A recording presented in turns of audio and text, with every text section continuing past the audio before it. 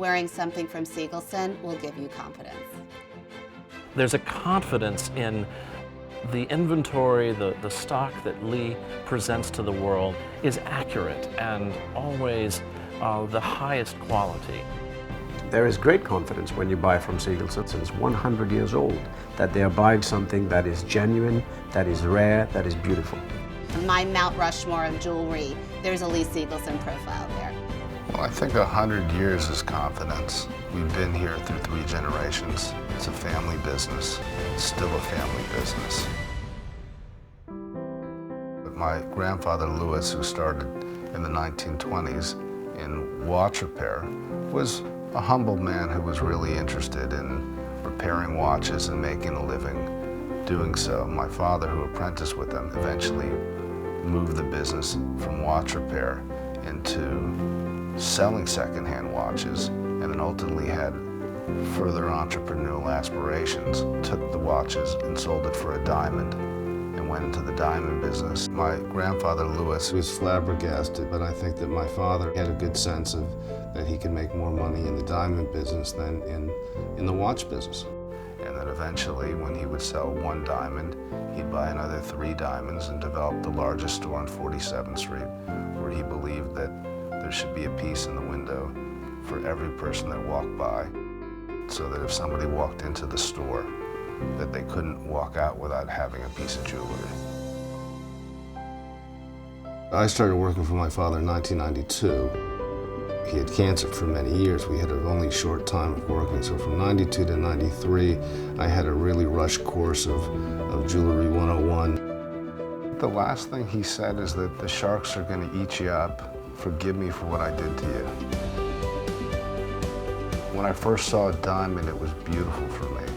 And to see the different sizes and shapes and different colors of diamonds was fascinating for me. I was more interested in the beauty and the history and determining what made a great jewel. I've known Lee for over 20 years, pretty much all my time at Christie's. Both Lee and I have grown in the business. I think Lee has a great eye. He has great attention to detail in the way he looks at the jewels that he acquires for Siegelson's, and also in the way that he offers them to collectors with great education and great taste, and he tells people and he teaches them about what they're buying. And that makes a big difference when you're a collector. Lee Siegelson is really a curator himself. As we are in the art museum world, Lee is to the jewelry world. I have been writing about jewelry for, I guess, 20 years now, and there are a few people in my jewelry life that I consider my real teachers about jewelry, about history, about stones, and Lee Siegelson is one of my great jewelry teachers. Could you guys bring in the Belperon dome ring, please? When I think of Siegelson, of course, the first thing that comes to my mind is Lee on the phone in the office.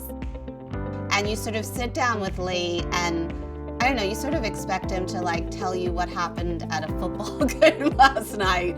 And instead he gets on the phone and starts ordering, you know, Belperon and Cartier Art Deco. And suddenly you're looking at pieces that you have seen in books and knew existed, and then you come to Siegelson and Lee has them here in real life for you to see.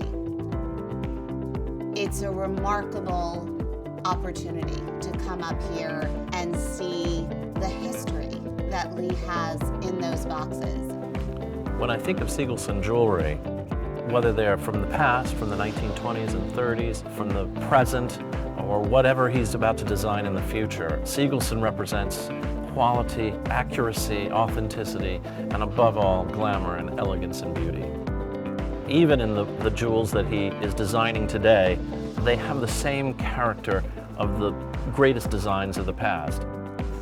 When I design it, I look at it the same way as I look at an older piece of jewelry. I'd like to be well made, well designed, and most importantly, when a woman puts it on, to look fabulous.